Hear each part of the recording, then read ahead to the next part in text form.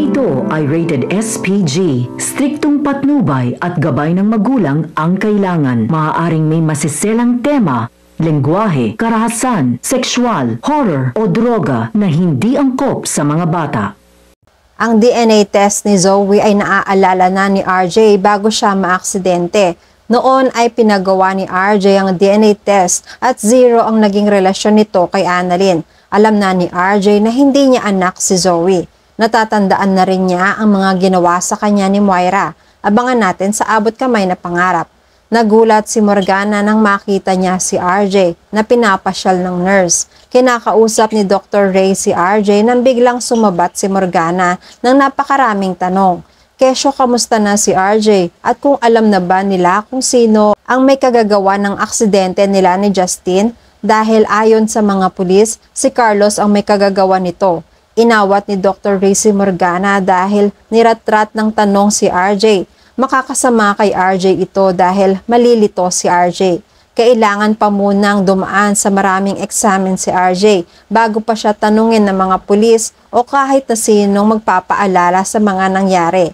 Hindi kinaya ni RJ ang sakit ng ulo niya dahil naiirita siya sa bibig ni Morgana. Sumasakit na ang ulo ni RJ. Mas lalo siyang nairita nang hawakan ni Morgana ang kamay niya. Nabigla si RJ. Hinawi niya ng malakas ang kamay ni Morgana. Nakatingin ng masama si RJ kay Morgana at habang nakatitig siya kay Morgana, lahat ng alaala niya ay bumalik. Simula nang nagtalo sila ni Moira nang malaman ni RJ ang dahilan ng pagtulak sa kanya ni Moira at ang maalala ni RJ na hindi niya tunay na anak si Zoe. Si Annalyn lang ang tunay niyang anak. Gulat na gulat si Morgana.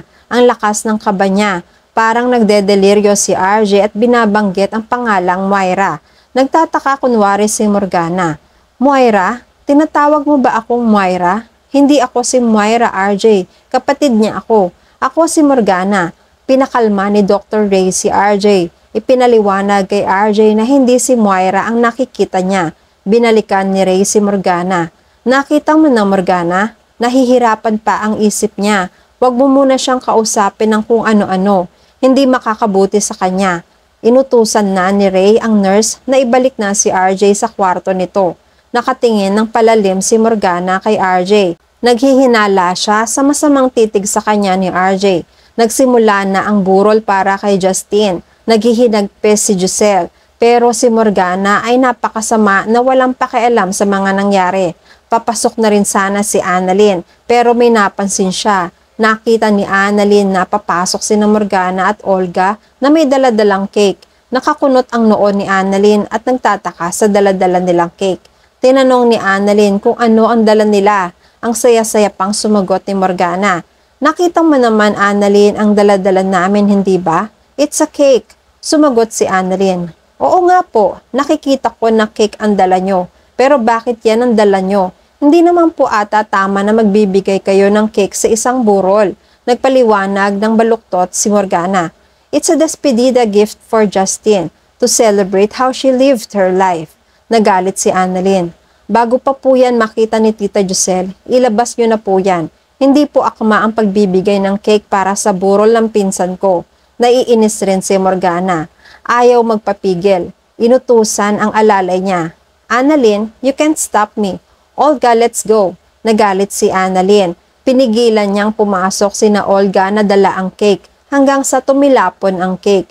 Bumagsak at nasira ito. Nagalit si Morgana. Tinalakan si Annalyn. Lumaban naman si Annalyn. Pinanindigan ni Annalyn na hindi sila makakapasok na may dala silang cake. Kung gusto talaga nilang makiramay, makiramay sila ng tama. Dahil ang totoong nakikiramay, nakikisimpatya sa taong namatayan. Sa inis ni Morgana, umalis na lang siya. Sumunod na rin si Olga. Nang makaalis na ang mga kontrabida, pumasok na si Annalyn sa loob. Umupo siya sa tabi ng nanay niya. Nag-usap silang mag-ina. Sinumbong ni Annalyn ang mga nangyari sa pagkikita nila ni Morgana. Nagalit si Lynette sa inasal ni Morgana. Walang hiya talaga si Morgana. Hindi na pinalampas itong burol ni Justin. Hindi lang mukha ni Moira ang nakuha niya, pati na rin ang demonyong niyang ugali. Kuhang-kuha ni Morgana. Napakasama. Mabuti na lang anak, napigilan mo sila na makapasok dito na may dalang cake. Kawawa naman si Tita Giselle mo. Nagluluksa na nga sa pagkawala ng nag-iisa niyang anak. Aasirin pa siya ng walang hiyang babaeng yan. Sabi ni Annalyn, mabuti na nga lang po talaga, Nay, na napaalis ko sila. Hinawakan ni Lynette ang kamay ni Annalyn. Sa kabilang banda, si Morgana naman ay naghihimutok sa hindi nila pagtuloy sa burol. Ikinuwento niya lahat kay Zoe. Nakakainis talaga yung bulilit na yan. Kahit kailan, pabida, napakapakilamera, panira ng araw. Sinira na nga niya ang cake ko, pati ba naman ang plano ko? Hindi naman siya kinampihan ni Zoe. Naiinis rin si Zoe sa mami niya. Sino ba namang tao ang nasa matinong pag-iisip ang magbibigay ng cake sa burol na may message na bon voyage? Pwede ba, mami? Lumagay ka naman sa kalagayan ni Tita Giselle. Nung ikaw ang pinaglalamayan, andyan silang lahat para sa akin. Hindi nila ako iniwan. Alam ko ang pagdadalamhati ni Tita Giselle dahil minsan na rin akong nawala ng minamahal sa buhay. Kaya pwede ba, mami? Magpakakabait ka naman for once. Biglang natahimik si Morgana. Naisip niya na minsan nga namang nagluksa si Zoe nung nagpapanggap siyang namatay na. Samantala sa kwarto ni RJ, kinamusta agad ni Ray si RJ tungkol sa pakiramdam nito. May gustong sabihin si RJ pero pinigilan niya ang sarili. May konti lang siyang tinanong kay Ray. Ray, sino yung nakausap natin kanina? Hindi ba siya si Moira? Sumagot si Ray. Pare, hindi siya si Moira. Namatay na si Moira. Si Morgana ang kausap mo kanina. Bakit pare? May naaalala ka na ba? Tikom ang bibig ni RJ tungkol sa bagay na yan. Mas pipiliin niyang maging sikreto na lang muna ang pagbabalik ng alaala niya. Sabi niya, gusto ko lang muna magpahinga. Gusto ko rin makausap si Lynette kung maaari, Ray. Tumango si Ray. Maya-maya ay dumating na nga si Lynette. Kinamusta si RJ. Hinipo ang pisngi at noo ni RJ. Maya-maya tumitig si RJ kay Lynette. Nagtanong si Lynette kung may problema ba. Inamin na ni RJ kay Lynette. Sabi niya, Lynette, may naaalala na ako. Alam ko na ang lahat. Lahat-lahat simula nang maaksidente ako. Niyakap ni Lynette si RJ.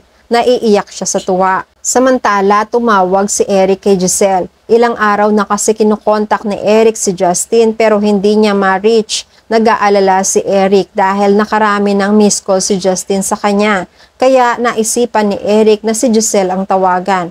Hello Giselle, kasama mo ba si Justin? Ilang araw na akong nag-aalala sa kanya. Hindi niya sinasagot ang mga tawag ko. Biglang napaiyak si Giselle. Nanginig ang boses. Eric, something terrible happened to Justin. I just don't know how to tell you. Kinabahan si Eric. Giselle, anong nangyari kay Justin? Bakit ka umiiyak? Hanggang sa inamin na ni Giselle na wala na si Justin.